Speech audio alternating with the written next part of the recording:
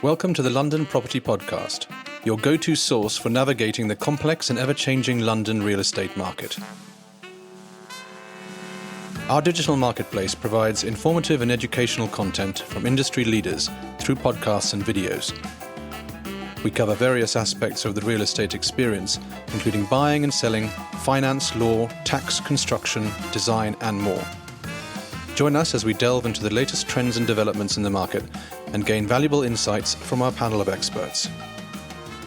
Hello and welcome to London Property. I am your host Farnaz Fazaipour, and today we're delighted to welcome to the show Adam Bowers. Thank you. Welcome.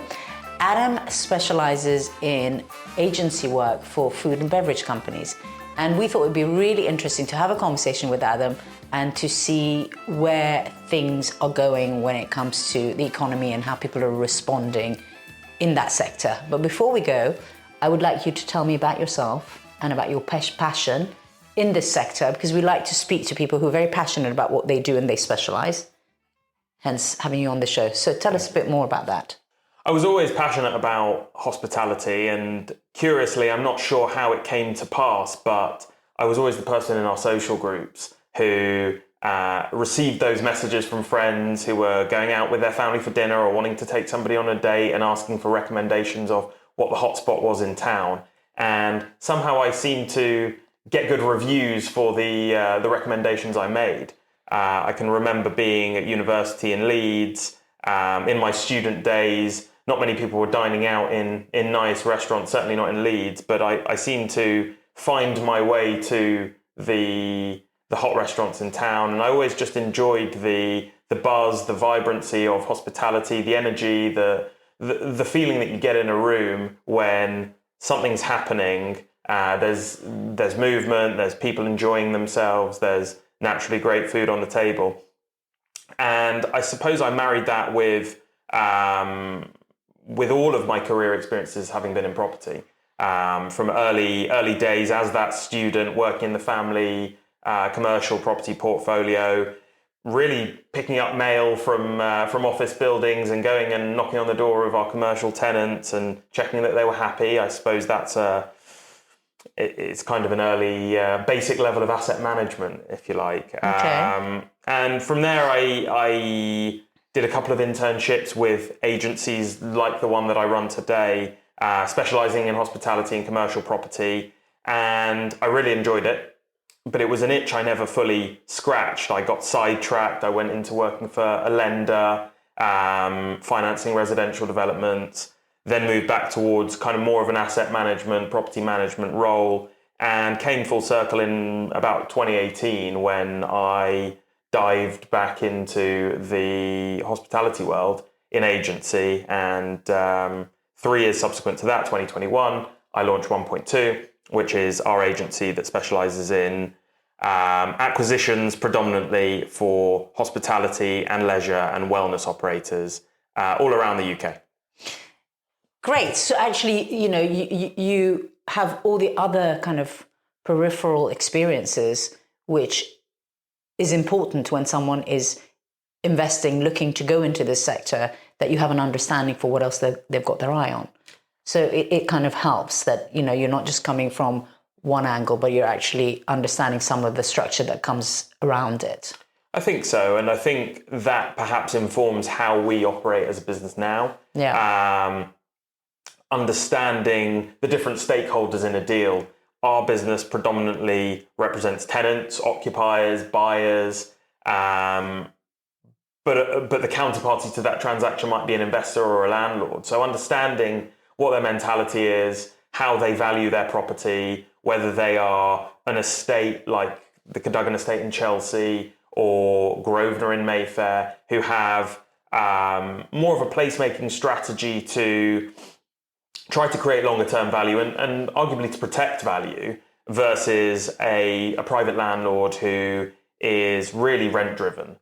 And all of these kind of understandings of how property might work informs how we advise our clients. And I think that kind of layers into the advice that we give. And I can remember, and I suppose to your point more directly, I can remember starting out in agency and the colleague that I was working with at the time would always hand me a lease to read to understand what was going on in that lease, because I had the experience of having seen many leases before, and they didn't scare me. They can be kind of overwhelming documents to some people, but I kind of knew how to pick through them. So you just mentioned something that I'd like to pick your brains on, and that was about how, you know, landlords like the Cadogan and the Grosvenor have placement as part of their agenda. So that's creating an environment, and I guess they're picking who can be the tenants that go into that environment. So let's talk about, is there a similarity? Is there something you see from a landlord's perspective where they are all going in that direction, or one is going this way, one's going that way? Can you tell us a bit more about that? Yes, absolutely. I think partly it's around understanding the makeup of those estates. Cadogan and Grosvenor have parallels in terms of the residential catchment, the types of offices that are going to take space in their estate. And that might be different to, for example, the Portman estate or someone else elsewhere in central London. But I think what we're seeing is that London is and remains an internationally recognised powerhouse for food and beverage. And what that means is that landlords want something that's different, that's unique. And so I think we see a lot of curation of the estates in the direction of understanding what the mixture is of retail, from fashion to convenience retail to quick service food to high end, all with the intention of creating a destination that thrives for the people who live there, for the people who work there, and for the tourists who come to visit it. And I think what we're seeing from the estates is an aversion naturally to things that will make it more homogenized. So I think chain restaurants are less in vogue for the estate, because what they don't want is for Pavilion Road to be mistakable for another road elsewhere in London. And so I think what we're seeing, and I've noticed a shift towards this in the last 5 or so years, is that landlords are increasingly stipulating that a concept that an F&B operator offers must be different to anything that they've done before. We're seeing this growth of restaurant and F&B collections as opposed to chains. And there are plenty of really great examples that we could dive into of operators who might have 9, 10, 20 restaurants, but they're spread across so many different operations and brands. And that allows them to present something to the customer in Pavilion Road, for example, where the customer knows that if they go to Pavilion Road, they'll get something from that brand that they won't get anywhere else. And I think that the craving of that from the estate is to do something that makes their estate unique. Right. So they're sort of, in a way, investing in the business of these operators, because they're the way that they're choosing. Yes. They're trying to choose for success, and they're trying to choose for it to actually thrive in that location. So there's a level of kind of, doing the due diligence almost before committing. I think so. And there's another much talked about way that they could be argued to invest, although the operators might argue it differently, which is a model that's really come predominantly, I think, from the US in terms of revenue shares in rent. Right. So turnover rent.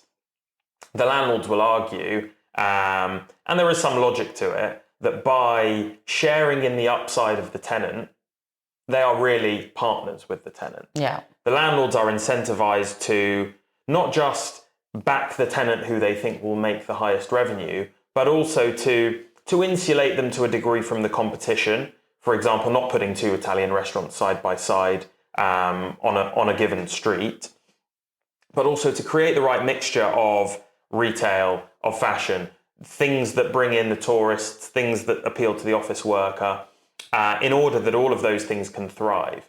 As an estate, your kind of overarching objective is to try to create holistic value where the value of the whole is greater than the value of the sum of the parts. And by creating the right blend of different uses on an estate, you can do that, because you can create a little village where people come in and they want to live there, work there, drink their coffee in the morning, take a client to lunch, go to a members club in the afternoon, find a gym that, appeals to whatever their habits might be, go somewhere for dinner, and it caters to all of the different day parts and event types that somebody dwelling in that estate might have.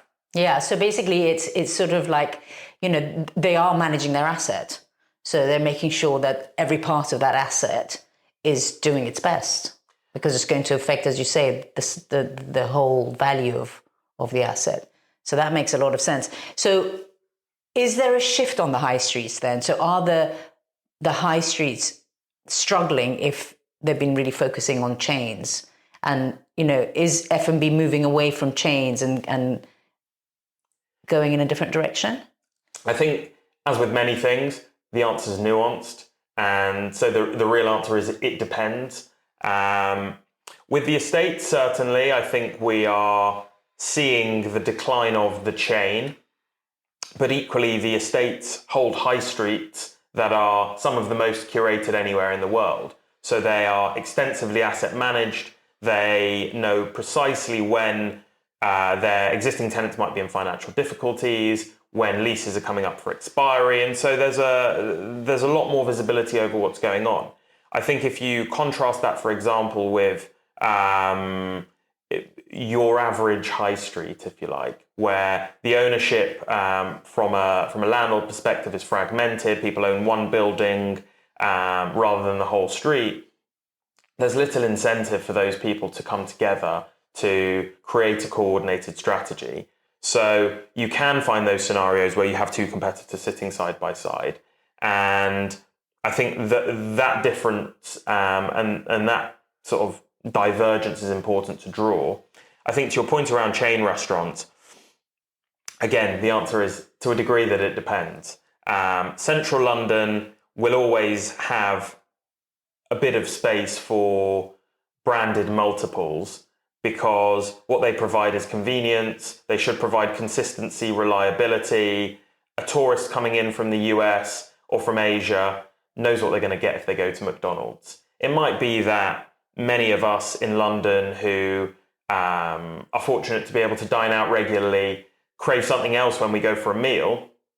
And I think that means that what we find from London is the rise, as we mentioned, of collections, of groups who have a DNA that's synonymous with something, quality, a particular cuisine type, but that every time they open something new, it has a slight difference to it. And so the overarching groups, whether you're David Carter's group, JKS Restaurants, MJMK, what you're going to get from going to one of their establishments is something general, rather than knowing that if you went to, for example, Franco Manca, you would get largely the same thing in every store. So I think there's nuance to it, but I think that the era of the chain restaurant in central London is perhaps declining somewhat, and it's being replaced to a degree by slightly more individualized restaurant collection. Right, so you could still be a brand with lots of chains, but they would just have slightly different faces. Yes. Basically. And are you seeing, I'm trying to draw a comparison here between what's going on in our markets with the kind of, residential and somewhat commercial, but, the shift of wealth and the kind of migration of people. So are you seeing that with all the changes in the taxes and all the non-dom, we'll just group them all together and just call it non-dom, but a lot of wealthy people are relocating. People who either have their wealth or people who are growing their wealth are thinking that maybe there's different places that they could go. So is that affecting the hospitality sector? I think you can barely pick up the newspaper or go online to your news outlet of choice these days without reading more stories about the exodus of wealthy people from the UK. That's not something that the hospitality sector is spared from. Of course, there are people who are moving, but actually, I think if you spoke to most hospitality operators, the regulatory and tax changes that concerned them the most wouldn't so much be that, but would be the budget impacts that are going to come in April in terms of reduced thresholds for national insurance payments, increased NI rates for employers, increases in national minimum wages, and all of these really push on the cost base for operators in the hospitality sector. So I think there's a general landscape at the moment where hospitality operators feel that from COVID and before that through to now, the leisure, the F&B sector has faced challenges. But fundamentally, we're still seeing large numbers of people coming into the UK, international businesses, hotel groups, wanting to open in London and recognising London's position. So I think we're in a healthy market, which I take to mean not the strongest, where everybody's doing so well that actually there's no supply in the market, and equally not the weakest, where there's lots of supply but actually reduced demand. I characterise a healthy market as one where in the commercial circle of life, people's businesses might fail or they might reach the end of their life cycle, but they're replaced by lots of people, willing buyers to come in and open new stores. And I think that's the scenario we're in. So I suppose to a degree there's a fundamental physical presence for hospitality. If you run a restaurant group, they are physical things and they exist in London. So it's harder for you to be based in the Middle East or in Portugal or elsewhere. And perhaps that is underpinning some of those people staying in the UK. I think from a capital perspective, I'm not sure that there's a massive change in terms of the source of that capital. You're always going to see a little bit of private equity money that kind of resides in the UK. We're seeing the groups coming in from abroad, coming with their own capital from their kind of domestic operations, whether that's in Scandinavia or in Europe or in the Middle East. And I think we're seeing a massive evolution of franchising, which is actually really local capital coming in to deploy into foreign brands or maybe brands that have grown a little bit at kind of equity level in the UK, but are now looking to scale up massively. And so they're relying on either experienced franchisees, property groups who hold multiple brands, or individuals who perhaps don't have the wherewithal to conceive of a brand for themselves, but have generated capital from other business interests that they now want to put into hospitality.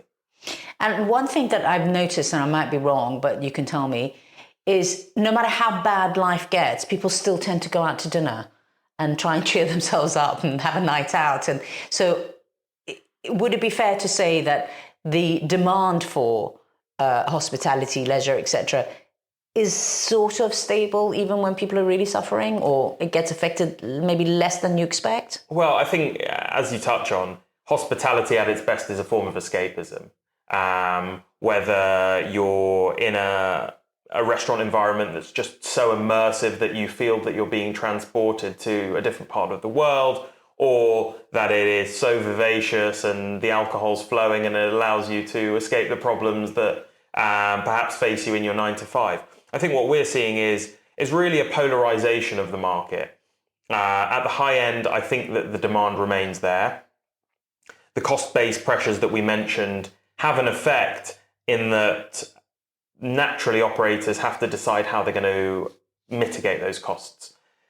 At the high end, there is more margin to pass that on to the consumer. Fundamentally, the £10 per head increase in a £120 per head meal feels more marginal than, for example, a pizza going from £14 to £18. Yeah. So I think at the high end, there is slightly more inelastic demand, because whether it's that you're out there on business and it's a corporate card that's paying for your high-end meal, or that fundamentally you are a customer, a diner with the means to stomach that price increase, I think we can see that the high end is insulated a little bit from these kind of macroeconomic shifts.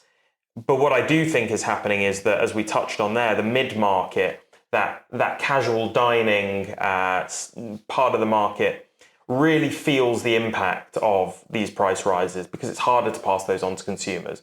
And we're coming off the back of a number of inflationary pressures that have been pounding the hospitality market for the last 5 or so years, from the reopening through COVID, labour market shifts, wars that have driven up the price of energy, but also raw food materials, wheat,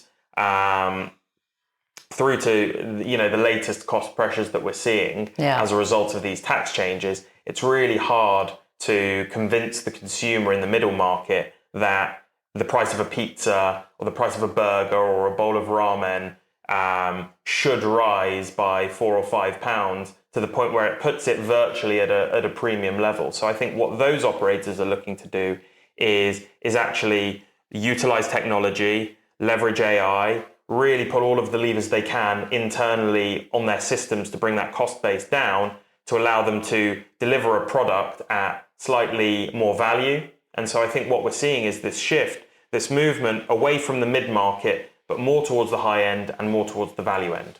Right. So you're basically getting rid of some of the labor that you need by automating as much as you can to try and some of the costs that you can't negotiate.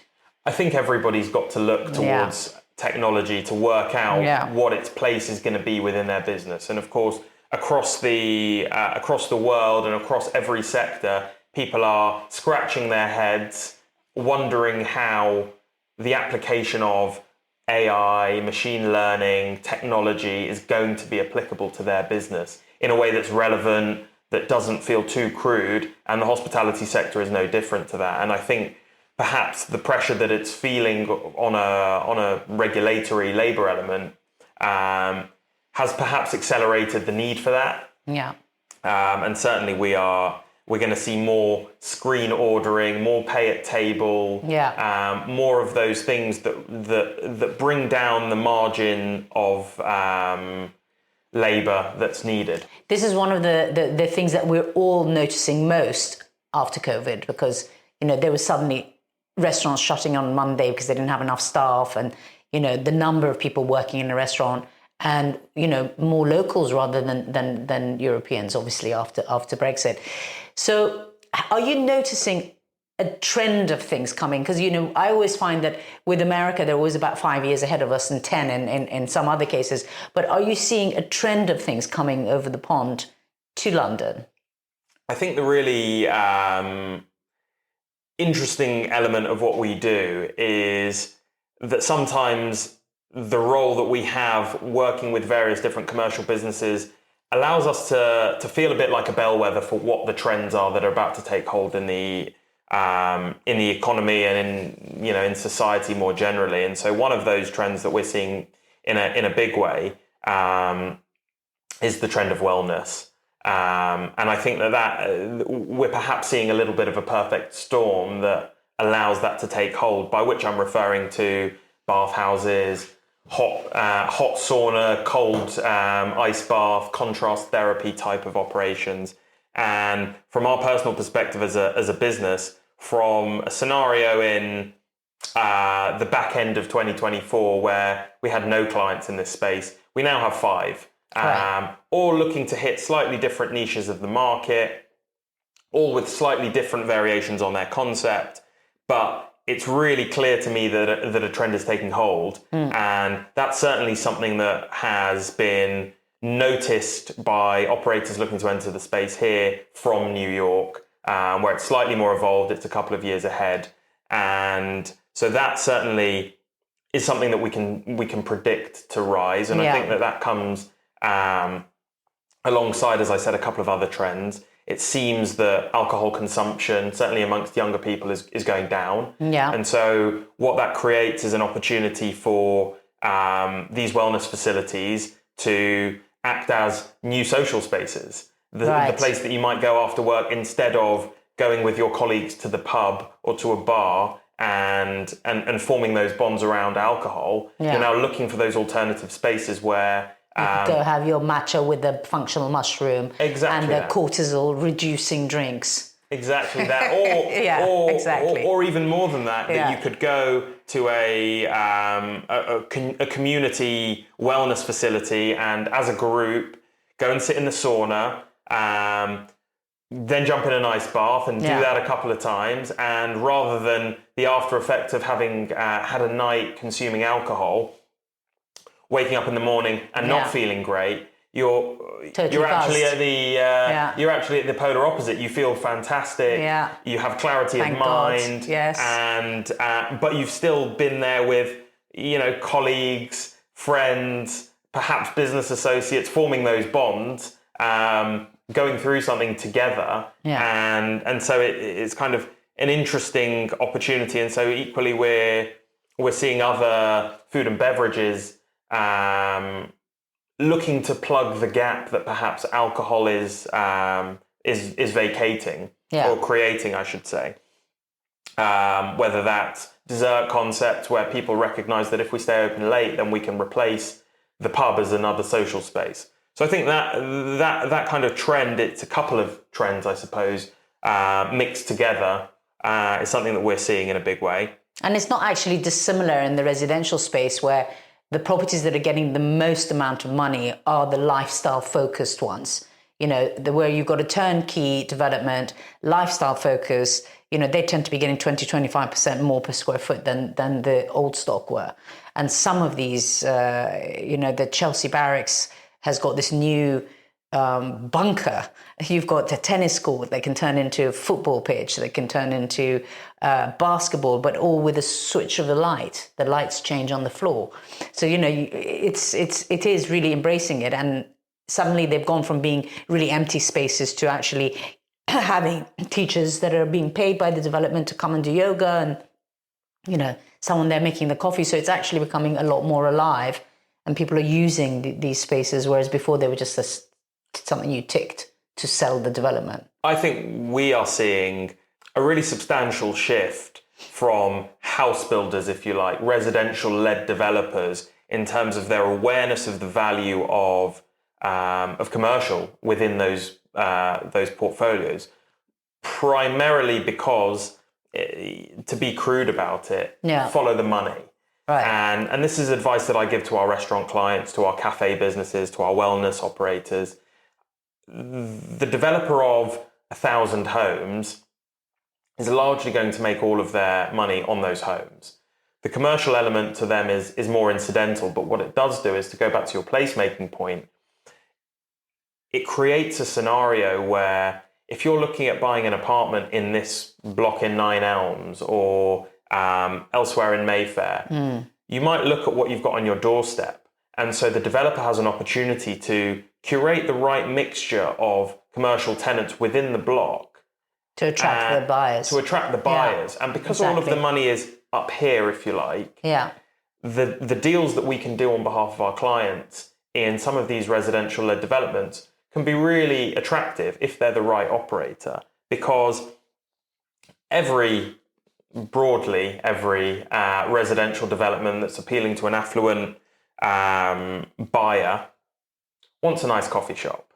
It wants a nice convenience store. It perhaps wants a restaurant where you can go for brunch, but also for dinner. It perhaps, depending on the neighborhood, wants somewhere that you can take your dog for grooming. So all of these kind of convenience type uses that can be blended into a residential-led development add to the value that's upstairs. And so this goes precisely back to your point. Some developers at the highest end are going to do it in-house. Others are going to effectively outsource it via their commercial elements within their building. So they're going to become a lot more important than they used to be. That's very true. I'm noticing as I drive around, what is it, Bailey and Sage has just opened on Kensington Church Street. Whole Foods is coming to Kings Road. Yes. So that's quite exciting. Where are you seeing any new money coming from to the UK that you hadn't noticed before? New investment? I think the interesting trend, not so much in terms of the location of the capital, but in terms of the desire that the capital has, is for more multi-purpose, multi-format entertainment and leisure. So that might be the competitive socializing category. So that might be axe throwing, darts, gamified crazy golf, because the opportunity that these operators create is a large format space, a food offering, perhaps a drinks offering, but also a game. And so what you're able to do is you're able to capture large amounts of people for a longer period of time. And so the average spend per customer goes up. Yeah. So I think we're seeing a little bit of a shift in terms of family office money, the established VC funds in the hospitality space, really looking to prioritize that kind of investment over the more traditional restaurant format, because I think what they recognize is that there's a greater opportunity with those customers to extract more spend from them. So here at London Property, we make news bulletins every week for our members to stay informed. And we were reporting on the fact that the Norwegian Sovereign Fund has just bought 25% of Covent Garden. Mm-hmm. And I don't think this is the first investment either, because they'd also invested in some properties in Mayfair not so long ago. So are you seeing interest from Scandinavia? Because I guess there are brothers really when it comes to high taxation. So are you feeling that they're not fazed by it and they're coming? It's an interesting point that you make around their predisposition, if you like, to high tax, because perhaps they are less perturbed by it than we are. I think there's also perhaps a feeling from international operators that they're not burdened with the scar tissue, if you like, that local operators and investors are, from having seen the mood music in the UK and the economy around taxation, around the challenges. And so they enter this market with kind of, excitement enthusiasm. and Exactly. enthusiasm. I tried to speak to everybody in America right now to just get excited. Yeah. And so we are perhaps coincidentally, perhaps otherwise, seeing interest from Scandinavia. We've got sites and deals progressing in prime central London with two different Swedish businesses at the moment, both in their own right, very well respected. So I'm not seeing necessarily a major shift in terms of the interest that's coming from Scandinavia. There may be wider macroeconomic factors that are pushing them to think that London is an opportunity now. Yeah. But from all around the world, I think there's an interest in London. We're now perhaps back at the levels of tourism that we were pre-COVID. Consumer spend's holding up quite well. And so I think it feels like an opportune market for international entrants to come into London. Good. And I don't want to end on a depressing note, but is the non-dom thing really affecting the food and beverage sector? I don't think so. Okay, good. We can stop at that. I don't want to talk about non-dom negativity anymore, because I think, as you say, that we're more affected from hearing it all the time in the newspapers and on the news, and people telling us, oh, no one's coming. But there is enthusiasm for London, and it is coming. You're noticing it. I think certainly in prime central London as well. What we're seeing at the moment from Londoners and from people in the UK is there's a counterweight to any issues that we might be facing in terms of people coming into the UK with the buoyancy of central London. People are not working from home in the same way that they were. People are consuming in central London. So certainly as we, think about the areas of Zone 1 that we operate in most of the time, Mayfair, Marylebone, Chelsea, Soho, Covent Garden, these areas are feeling as vibrant as they have done for many years, because predominantly it's Londoners, workers, people meeting their friends after work, people coming in from other parts of the UK. So I'm fairly bullish about the prospects of the hospitality sector. It's not without its challenges. Yes, like everything. But I think there's opportunity there. Adam, thank you so much for coming to speak to us. That's definitely left me with some food for thought and some ideas of how we can use your specialist services for some of our members. So thank you for that. Thank you for having me. Here at London Property, we help people manage property wealth, and property wealth goes across all sectors. And today we were touching on food and beverage. So if you are looking for a place to start a new business, or if you are a developer wondering how to curate the space that you've got for your tenants and your buyers, then do please get in touch with us, and we'll be delighted to help you. Thanks for tuning in to our latest episode of the London Property Podcast. Head over to our website where you can browse our exclusive network of top experts driving the market. As a member, you'll have direct access to our experts and their networks. Our award-winning content will help you choose the right professionals for your needs and make informed decisions about your investments. Personal recommendations are a powerful tool in connecting with trusted professionals. Let us introduce you to the right people to help you achieve your real estate goals. Contact us now to learn more about becoming a member and gaining access to these valuable resources, or joining our directory of experts.